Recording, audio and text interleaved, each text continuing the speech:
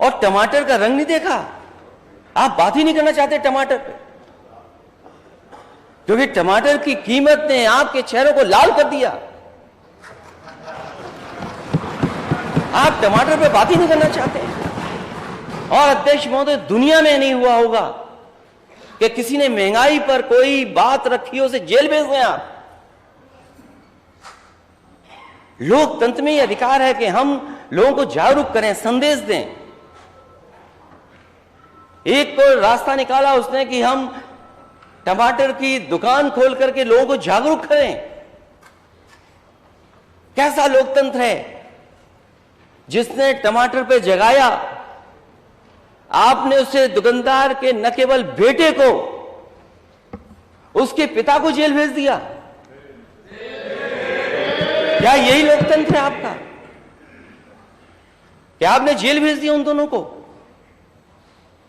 और टमाटर के लिए आपको फोर्स लगानी पड़ी इसलिए कि केवल ये बात कह दी हम लोगों ने, समाजवादियों ने केवल ये बात कह दी कि हो सकता है टमाटर को Z+ की सुरक्षा देनी पड़े, सिक्योरिटी देनी पड़े, क्योंकि खबरें आ रही थी उत्तर प्रदेश के कोने कोने से, कई जगह से, कि टमाटर आया और चोरी हो गया, ट्रक से लदा हुआ टमाटर ले गए। सरकार तब जागी जब बनारस में दुकान लगाई और ये जागरूक किया, तब सरकार जागी। सरकार ये बताए कि टमाटर की कीमत क्या थी, क्यों आपको अपनी दुकानें लगानी पड़ी। नोएडा, गाजियाबाद, बड़े बड़े शहरों में आपको टमाटर की दुकानें लगाने लगी। सपना दिखा रहे $1 ट्रिलियन इकोनॉमी का, और आप टमाटर के ठेले लगा रहे हैं। ये जो जाने जा रही हैं, कभी गुलदार से, कभी टाइगर से, टाइगरेस से, या कुत्तों से, और कभी सांड से। नेता सदन, सांड का नाम आते ही आप मुस्कुराने लगे।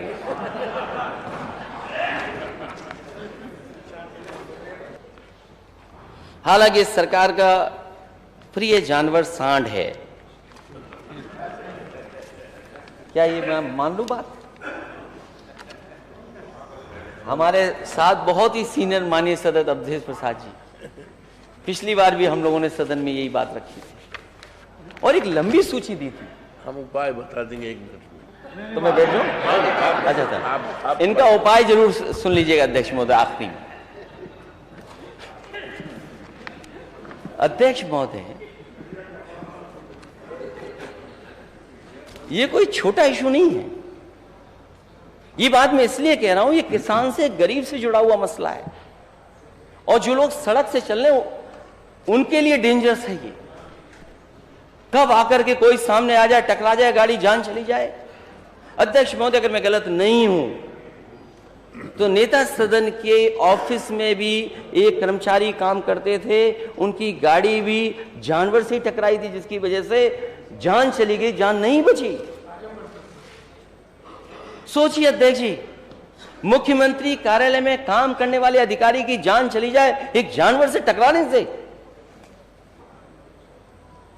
अगर उसके लिए कोई सुरक्षा नहीं है तो जो आम जनता, उसके लिए सुरक्षा क्या है?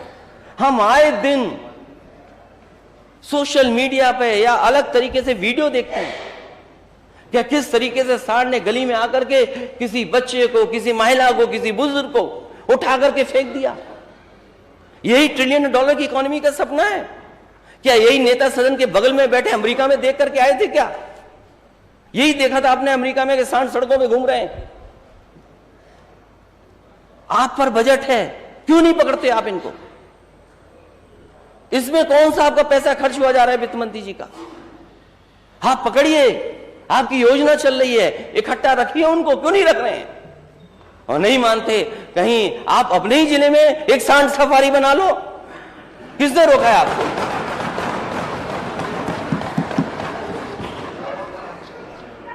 और क्या सांड सफारी बना है? हम लोग एनिमल सफारी बना रहे हैं, टाइगर सफारी बना रहे हैं, लाइन सफारी बना रहे हैं। इनको ये अच्छी नहीं लग रही है ये बात। मैं इसलिए कह रहा हूं कि बात डाइवर्ट होती जा रही है। लाइन सफारी और एनिमल सफारी जो इटावा में बनी, वो हमारे लिए नहीं बनी थी। कभी फिशर्स फॉरेस्ट ब्रिटिश टाइम का था, वो उस जगह को इस्तेमाल किया और वर्ल्ड मैप पर कैसे आ जाए उत्तर प्रदेश? इटावा उत्तर प्रदेश से बाहर नहीं है। जब आपका शेर वहां रह सकता है, क्या आपका शेर वहां नहीं रहा था जो गोरखपुर गया? किसने खिलाया खाना वहां पर? तो एक ऐसा प्रोजेक्ट जो उत्तर प्रदेश को वर्ल्ड मैप पे खड़ा कर दे, उसको खत्म कर रहे हैं आप लोग। दुर्दशा कर दी उसकी आपने। अभी वहां पर पूरे प्रशासन को पता था कि शेरनी गर्भवती है। बरेली के IBRI ने रिपोर्ट दी कि प्रेग्नेंट है, लेकिन किसी ने ध्यान नहीं रखा उसका। जब गर्भवती शावक पैदा हुए तो एक पैदा हुआ, 2 हुए, 3 हुए, 4 हुए, 5 हुए। और दुर्भाग्य है हम लोगों का कि सरकार ऐसी है, 5 में से 4 की जान चली गई। अगर 5 के 5 जिंदा होते तो मैं जानता हूं अध्यक्ष महोदय, यही सरकार फाइल मंगाती, उन शावकों के नाम खुद देती, क्योंकि पहले भी इन्होंने नाम दिए हैं फाइल पर। IBRI की रिपोर्ट नहीं मानते।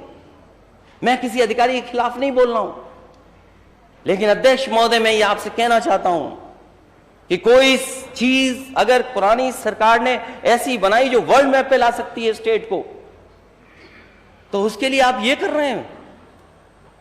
किस अधिकारी को पोस्ट कर रहे हैं? एक अधिकारी को 2-2 चार्ज दे रहे हैं। अगर कोई जानकारी दे दे तो उससे कहेंगे आपको टर्मिनेट कर देंगे यहां से। यह है सरकार का काम करने का तरीका। तो इसलिए लाइन सफारी तो आप नहीं संभाल पा रहे, ना एनिमल सफारी संभाल रहे हो। कम से कम सांड सफारी कर करके सांडों को तो संभालो, जिनसे लोगों की जान न जाए। कौन सा जिला बचाए जिसमें सांड से जान न गई हो? संभल, सांड के हमले से गई किसान की जान। गोरखपुर, सांड के हमले से टहलने निकले शिक्षक की मृत्यु। नेता सदन, इस व्यक्ति को आप जरूर जानते होंगे। क्या आपने मदद की इसकी? शिक्षक टकराया, सांड ने टक्कर मारी, मर गया, जान चली गई। चंदौसी हाईवे पर सांड की टक्कर, बाइक सवार घायल।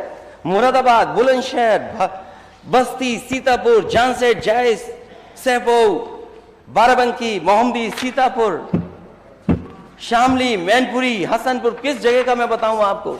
उत्तर प्रदेश में इतनी बड़ी लंबी सूची है, और यहाँ जितने माननीय सदस्य बैठे हैं, कोई नहीं कह सकता कि उनके जिले में सांड से कोई गाड़ी न टकराई हो और सांड से किसी की जान न गई हो। सोचिए, गाजीपुर, ये हालत उत्तर प्रदेश की। आप सपना दिखा रहे इन्वेस्टमेंट मीट का, अंग्रेजी अखबार में आप $1 ट्रिलियन की इंटरव्यू दे रहे हैं आप, और सांड सवाले नहीं जा रहे आपसे। क्या $1 ट्रिलियन इकोनॉमी बनाओगे आप? कोई जिला नहीं बचा जहां पर जान। क्या मैं अध्यक्ष महोदय आपके माध्यम से नेता सदन से मांग कर सकता हूं कि पिछली बार भी मैंने सूची दी थी, कोई मदद नहीं की इन परिवारों की, कोई परिवारों की मदद नहीं मिली। और सब गरीब हैं, सब किसान हैं, कोई अमीर नहीं है इसमें से। और हमारे बगल में बैठे हुए सदस्य, इनकी तो बहुत लंबी सूची है। ये पता नहीं कहां से सबसे ज्यादा आपके जिले में आ रहे हैं और आपकी विधानसभा में आ रहे हैं। वो उपाय कर लेते ना, सबसे ज्यादा जीते हैं। मनोज, 6 साल से हम लड़ाई लड़ रहे हैं, लेकिन अरे जो आप उपाय यहाँ बताना चाहते हैं वही बता देते ना कहूँ। अभी माननीय नेताजी के बाद हम बताएंगे। अच्छा, आप बताइए। ठीक, सोचिए, एक लंबी सूची है इनकी अध्यक्ष महोदय। पिछली बार भी मैंने टेबल किया। अध्यक्ष महोदय, कम से कम नेता सदन इन परिवारों की मदद करें और कोई ऐसा इंतजाम करें जिससे सड़कों पर जानवर, सांड न घूमे, आपकी ट्रैफिक, आपकी और जानें बच सकें, और खासकर किसानों की जान बच सके। वैसे तो ये सरकार बहुत तैयारी करती है और सालों साल इंतजार करती है कि इस आयोजन को कैसे करने का मौका मिले। किसी को शिकायत नहीं है। कोई भी आयोजन हो, उस आयोजन में सरकार की अगर जिम्मेदारी है सुरक्षा की, सेफ्टी की, सिक्योरिटी की, तो सरकार को करना चाहिए, और ये सरकार की जिम्मेदारी है। आप फूल बरसाते हैं, हेलीकॉप्टर किराए पे लाते हैं, है सरकार का हेलीकॉप्टर इस्तेमाल करते हैं, अधिकारी पैर दबाते हैं, अधिकारी खाना खिलाते हैं, अधिकारी देखभाल करते हैं, और कोई गलत नहीं है। अगर मैं कोई त्योहार मनाता हूं, लेकिन मैं समाजवादी हूं, तो मैं अपने घर में मनाता हूं, उसका कोई प्रचार नहीं करता मैं। लेकिन अगर मुख्यमंत्री जी जाते हैं, फूल बरसाते हैं और सम्मान करते हैं, तो अध्यक्ष महोदय मैं आपसे के माध्यम से जानना चाहता हूं नेता सदन कि जिन लोगों की जान गई है आप उनकी मदद क्यों नहीं कर रहे हो? और मैं तो वो हूं और हम समाजवादी वो लोग हैं जिन पर आरोप लगता था कि भेदभाव करते हैं हम लोग मदद में। मुझे याद है मैंने अखबारों में पढ़ा, लोगों से सुना कि कुछ लोग ये कहते थे कि अगर किसी की दाढ़ी बड़ी है उस हिसाब से मदद मिलती है, छोटी दाढ़ी है तो कम मदद, बड़ी दाढ़ी है तो ज्यादा मदद मिलती है। इस तरह की बातें की जाती थी केवल इसलिए कि नफरत फैले समाज में और झूठे झूठे आरोप लगते थे। इसलिए अध्यक्ष महोदय, जिन कावड़ियों की जान गई है मैं उन परिवारों से मिला हूं, मैं उन परिवारों के बीच में बैठा हूं जाकर के।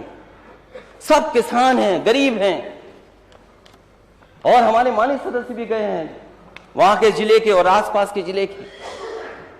क्या उन परिवारों की मदद नहीं होनी चाहिए? मैं मांग करता हूं सदन में, और पिछली बार भी मैंने मांग की थी जब कस्टोडियल डेथ बलवंत सिंह की हुई थी, मैंने कहा था वो वोट हमें नहीं देता, वो वोट आपको ही देता है। आपके लोगों ने कहा कि हम 5 करोड़ की, 2 करोड़ की, 1 करोड़ की मदद करेंगे, सरकारी नौकरी दिलाएंगे। आप पीछे हट गए। आपका बुलडोजर अधिकारी लेकर के गए, एक मां बेटी को जिंदा मार दिया, जला दिया। वो हमारे वोटर नहीं थे। हमने मांग की थी कि मदद करो, उनकी सरकारी नौकरी दो। फिर आज मैं मांग करता हूं कि ये जो कावड़ियों की जान गई है और साथ ही साथ ताजिया लेकर के जो निकले थे उन लोगों की जान गई है, वो लोग घायल, उनके परिवारों में अभी भी घायल हैं। सरकार उन परिवारों की 1-1 करोड़ रुपए से मदद करे, चाहे वो हिंदू हो चाहे मुस्लिम हो। अपने आयोजन में अगर गया है तो उसकी मदद करे, 1-1 करोड़ रुपए दे और उन परिवार की सरकारी नौकरी दे। और अगर आप सरकारी नौकरी नहीं दे रहे हैं तो आपकी हर बात झूठी है। फूल बरसाना, उनके पैर धोना, उनको खाना खिलाना, उनके लिए प्रमुख सचिव, मुख्य सचिव, डीजीपी को भेजना, ये सब फर्जी है।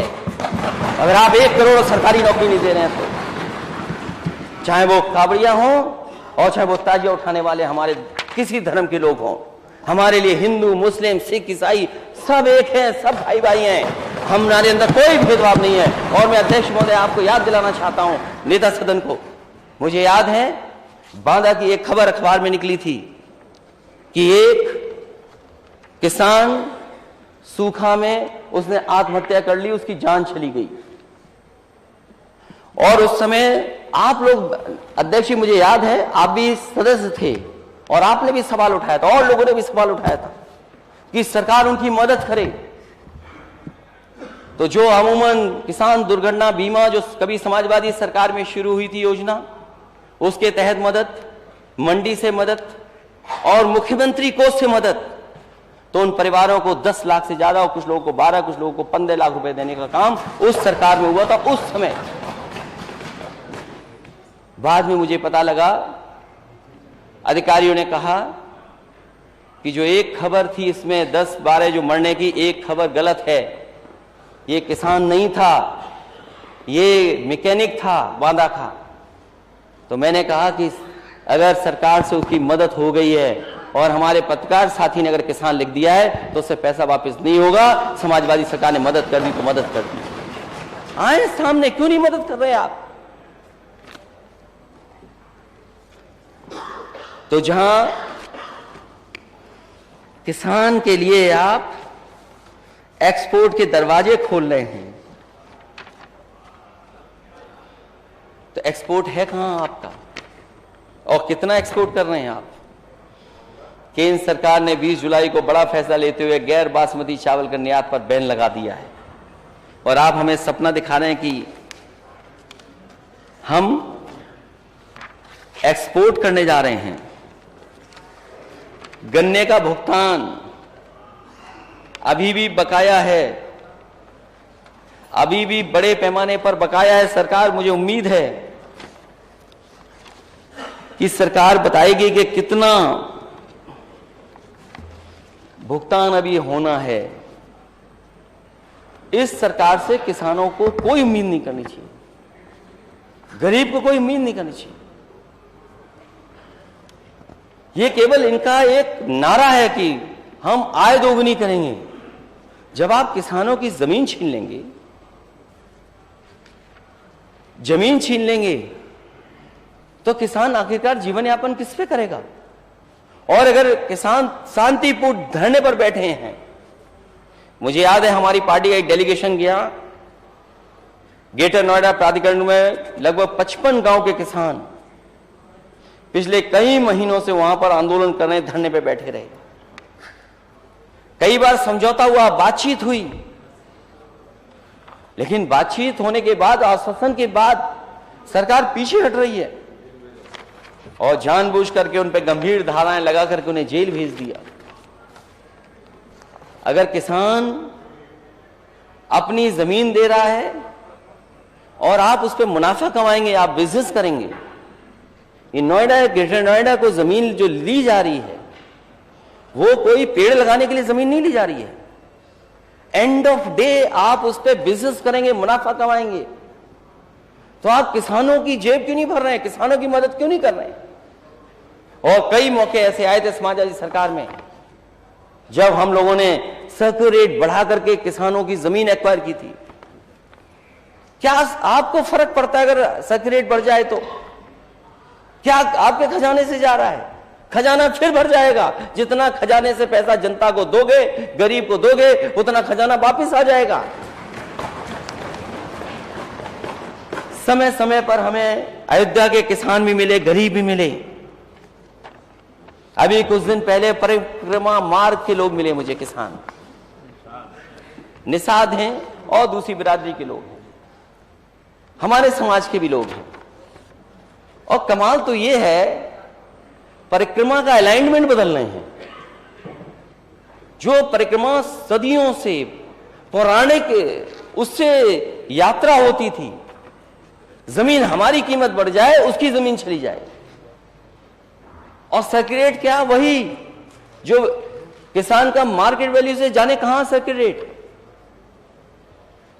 मुझे उम्मीद है कि एक पुण्य काम के लिए आप जमीन ले रहे हैं, उनका सर्कुलर रेट जरूर बढ़ाएंगे। वो गरीब हैं, वो निषाद समाज के हैं, यादव समाज के हैं और भी पिछड़े समाज के हैं। कम से कम उनके साथ अन्याय नहीं होगा। और फिर उस परिक्रमा मार्ग पर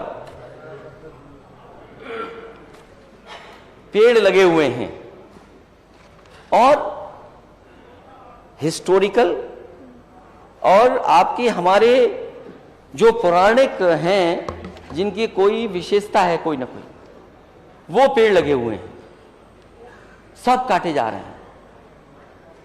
शायद नेता सदन को ये ना पता हो, हालांकि मैं ये बात नहीं कह सकता हूं, लेकिन मैं एक सुझाव के तौर में कह रहा हूं कि अगर आप उनको ट्रांसलोकेट कर सकें, निकाल करके दूसरी जगह लगा सकें, तो बड़ी कृपा होगी। क्योंकि आपके पेड़ लगाने का शौक तो केवल कागजी है। आप कागज में बहुत अच्छा पेड़ लगाते हैं, बोले ये साल इतने करोड़, बोले ये साल इतना करोड़, ये साल इतने करोड़। और शायद नेता सदन अभी तक तो 133 करोड़ पेड़ लगा चुके हैं। पता नहीं ये कहां लगाने गए, ऐसा तो नहीं चोरी छिपे टमाटर के पौधे लगा दिए गए हो कहीं। 133 करोड़ पेड़ कहां लग रहे हैं? ये सब कागज पे लग रहे हैं, कहीं नहीं लगाए जा रहे हैं, केवल कागज पे लगाए जा रहे हैं। और अगर पेड़ लगे भी होते तो शायद जंगल दिखाई देगा। अध्यक्ष महोदय, कितना समय देंगे आप मुझे? जितना आपने मांगा था उससे ज्यादा हो गया। अब मांगने को तो हमने कम मांगा था, लेकिन मैं रैप अप कर देता हूँ, बहुत जल्दी रैप अप कर दूंगा। लेकिन अध्यक्ष महोदय, आपसे भी मेरा निवेदन है। नहीं, मैंने ये नहीं कहा, मैंने कहा जितना आपने कहा था। अच्छा, रैप अप कर देता हूं मैं। आप बताइए प्लीज। फार्मर्स की डबल इनकम कैसे होगी? कोई माननीय सदस्य ऐसा नहीं जिसने सूखा पर और बाढ़ पर चिंता व्यक्त न की हो। कोई ऐसा सदस्य नहीं है जिसने सूखा और बाढ़ पर अपनी बात न रखी हो। क्योंकि वो जब क्षेत्र में जाते हैं, कुछ सदस्यों के क्षेत्र में बाढ़ बहुत है, कुछ सदस्यों के क्षेत्र में सूखा है, लेकिन सरकार क्या कर रही है? ये अगर आप सूखा और बाढ़ का नियंत्रण नहीं रखेंगे और लॉन्ग टर्म कोई प्रोग्राम सरकार के पास नहीं होगा, जो क्लाइमेट चेंज हो रहा है, जिस तरीके से पैटर्न क्लाइमेट का बदल रहा है और जिस तरीके से बरसात हो रही है, हमने आपने देखा हिमाचल की बरसात को, ये पहले नहीं होता था, क्लाउड बस्ट हो जाए, अब तो नई चीज हो गई, क्लाउड बस्ट हो रहा है, एकदम पानी गिरता है और हमारी नदियों की कैपेसिटी नहीं है कि हम उतना पानी ड्रेन कर सकें, हमारे नालों की कैपेसिटी उतनी नहीं कि हम पानी को ड्रेन कर सकें। और उसका परिणाम क्या है? वहां के आसपास का नुकसान बड़े पैमाने पर। हिमाचल की जो तस्वीर देखी, हिमाचल से जो शुरुआत हुई बाढ़ की, वो हमारे दिल्ली और नोएडा गाजियाबाद के इलाके में चली गई और वेस्टर्न उत्तर प्रदेश की तमाम नदियों में बाढ़ आ गई, तमाम बाढ़ आ गई, वहां पर नदियों में नुकसान हुआ। ये जो सरकार कहती है हमारी क्रॉप इंश्योरेंस, अरे ये तो वैसे अध्यक्ष महोदय हमारे ये जो हैं पर्सनालिटी में बहुत अच्छे हैं, इनसे अच्छी पर्सनालिटी किसी की नहीं है। और अब तो उन्होंने स्टाफ की बात कह दी है।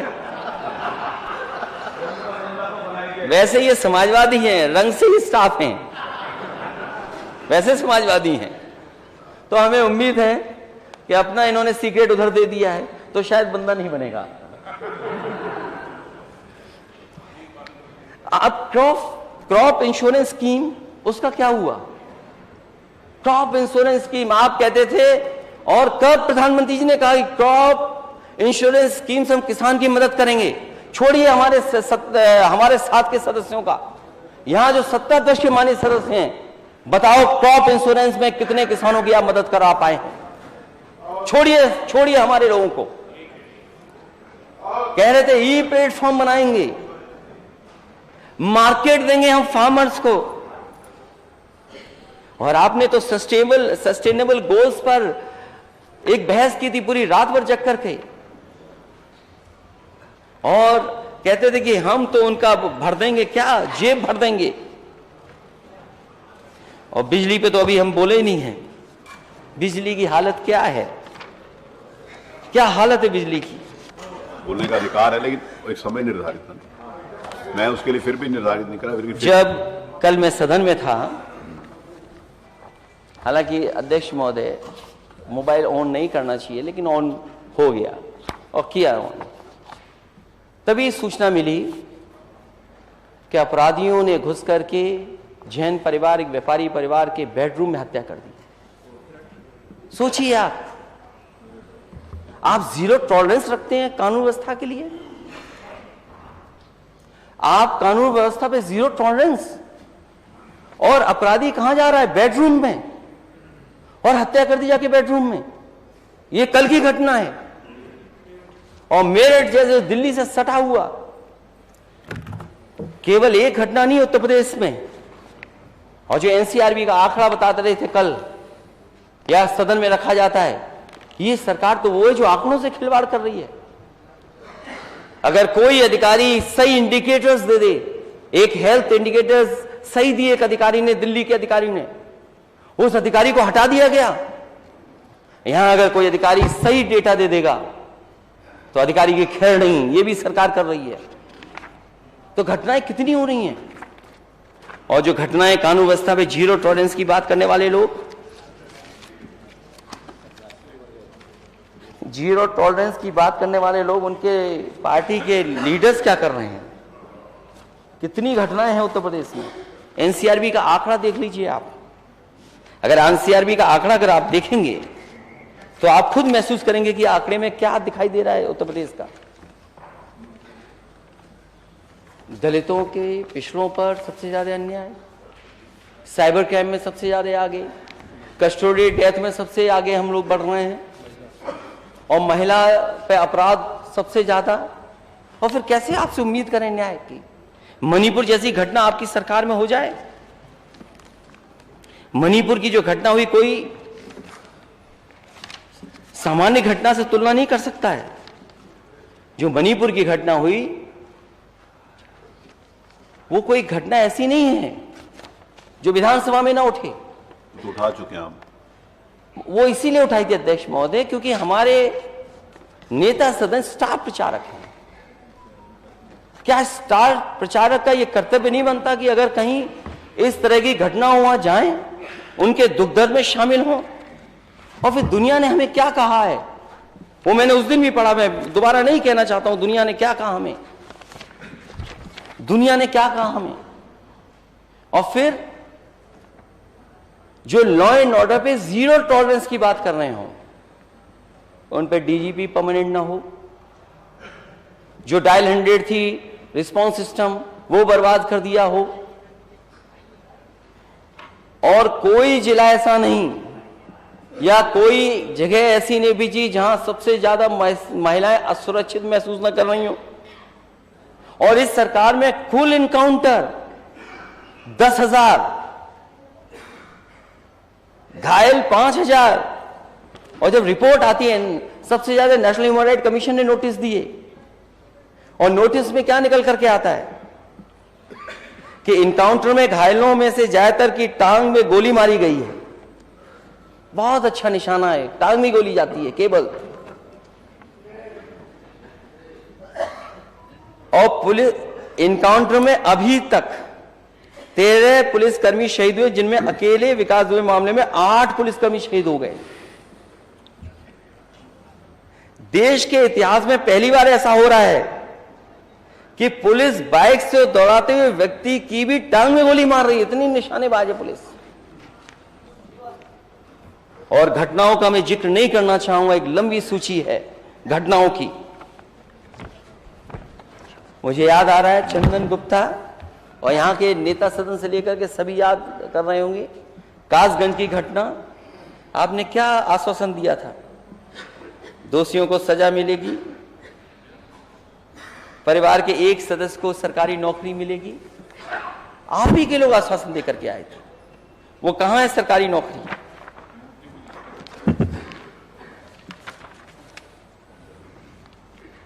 मैं चाहूंगा अध्यक्ष महोदय, 1 घंटा हो गया। ये जो $1 ट्रिलियन इकोनॉमी का सपना है, इस पे मुख्यमंत्री जी जरूर बोलें। वो ये कहते हैं कि 96 लाख MSME हैं, यूनिट्स हैं हमारे यहाँ, लेकिन केवल 14,000 रजिस्टर्ड हैं। आखिरकार उन्हें डर किस बात का है? रजिस्टर क्यों नहीं कर रहे हैं वो? क्या इंस्पेक्टर राज से डर है उनको? और फिर आपके लखनऊ का सबसे बड़ा इंडस्ट्रियल जो एरिया है सोहनी-नगर, क्या वहां के इंडस्ट्रियलिस्टों की समस्या का समाधान हुआ? अगर आप उनकी समस्याओं का समाधान नहीं कर सकते तो उम्मीद नहीं कर सकते कि $1 ट्रिलियन इकोनॉमी के पास भी आप पहुंच पाएंगे। आप कहते हैं सिंगल विंडो क्लियरेंस, ये क्या है सिंगल विंडो क्लियरेंस आपका? जहां पर अधिकारियों को उद्योगपति मिल ही ना पा रहे हों। कल मैं भाषण सुन रहा था, दिल्ली से बात आई कि उन्होंने 13 करोड़ लोगों को गरीबी रेखा से बाहर निकाल दिया है, और इस इंटरव्यू में मुख्यमंत्री जी कह रहे हैं इन्होंने उत्तर प्रदेश में 5 करोड़ लोगों को बाहर निकाल दिया गरीबी रेखा से। तो अगर 13 करोड़ वहां का माने, देश का आंकड़ा जो दिया जा रहा है, और 5 करोड़ हम इनका माने, तो सबसे ज्यादा गरीब यही रेखा से बाहर निकले। लेकिन अभी भी पीडीएस सिस्टम चल रहा है, और जो तेल दिया जा रहा था वो बंद हो गया केवल। बहुत सी चीजें हैं इसमें, थैंक यू, धन्यवाद, जिन पर मैं अपनी बात रखना भी चाहता था। फिल्म सिटी, पता नहीं फिल्म सिटी कब बनेगी, अब जनरल चर्चा पर, और फिल्म सिटी की जरूरत क्या है? फिल्म सिटी की जरूरत क्या है? जो शिकायतें या जो बातें आई थीं, हालांकि बेरोजगारी पर तो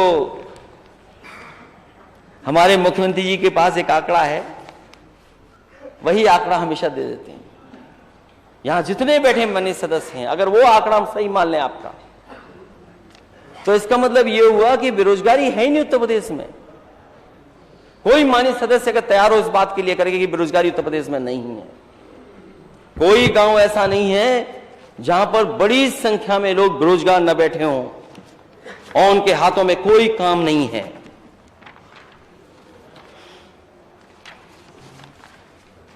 थैंक यू। हालांकि ये सरकार में जो लोग हैं वो समाज बांट के ही काम करते हैं। जब तक दरार नहीं पैदा करेंगे तब तक आगे नहीं बढ़ सकते। और केवल समाज में दरारजीवी लोग दरार डाल करके अपना उल्लू सीधा करते हैं राजनीति का। जो घटनाएं हुई हैं मणिपुर में, हरियाणा में, जो नकार दी गई हैं जनता ने, कोई घटना कहीं हो उसकी निंदा होनी चाहिए, और खासकर अगर बेटी महिलाओं के साथ हो, कहीं भी हो, उसकी हम निंदा करते हैं, और जो इस तरह की घटना में शामिल उनके खिलाफ कार्रवाई हो। अध्यक्ष महोदय, मैं आपका धन्यवाद देना चाहता हूं, और साथ ही साथ अरे पीछे से फिर मैं उम्मीद करता हूं, मैं जाति जनगणना की बात इसलिए भी कहना चाहता हूं, फिर पीछे से कुछ बोल देंगे, आप कब तक बोलते रहो। मैं इसलिए भी कहना चाहता हूं कि सबका साथ सबका विकास, वो हो गया। सबका साथ तभी आएगा जब गैर बराबरी खत्म हो जाएगी, और गैर बराबरी खत्म करने के लिए सबसे पहला कदम है जाति जनगणना, और जाति जनगणना के साथ साथ सामाजिक न्याय। और जैसा मैंने कहा कि charity begins at home, Gorakhpur university में जो भर्तियां हुई हैं, या जो आपने 56 में 46 बोला, 46 में 56 बोला, कम से कम आज तो सूची लेकर के आए होंगे नेता सदन। चलिए अब सुन लीजिए, इसलिए नेता सदन वो सूची जरूर लेकर के आए। अध्यक्ष महोदय, मैं बात खत्म कर रहा था लेकिन अभी फिर राइट हो गए आप। नहीं इधर ही हूं सर, आपकी तरफ। इसलिए मैं आपसे उम्मीद करता हूं कि जो माननीय सदस्यों ने अपनी बात रखी है यहां पर, चाहे वो बिजली विभाग को लेकर के, सूखा को लेकर के, किसान को लेकर के, गरीब को लेकर के, माताएं बहनों को लेकर के, या उत्तर प्रदेश में जो जीरो टॉलरेंस, चाहे वो करप्शन हो, चाहे वो लॉ एंड ऑर्डर हो, उन बातों को रखा है। मुझे उम्मीद है कि नेता सदन उन पर कुछ विचार करेंगे, और जो हम लोगों ने मांग की है कि कहीं भी मदद में भेदभाव ना हो, उस भेदभाव से ऊपर उठ करके नेता सदन मदद करें। और हमें उम्मीद है अध्यक्ष महोदय, कम से कम नेता सदन इस बार सत्य बोलें। बहुत बहुत धन्यवाद। करना है अब हमको, हमें कैसा भारत चाहिए, समाजवादी अखिलेश के संग समाज के पथ पर आइए।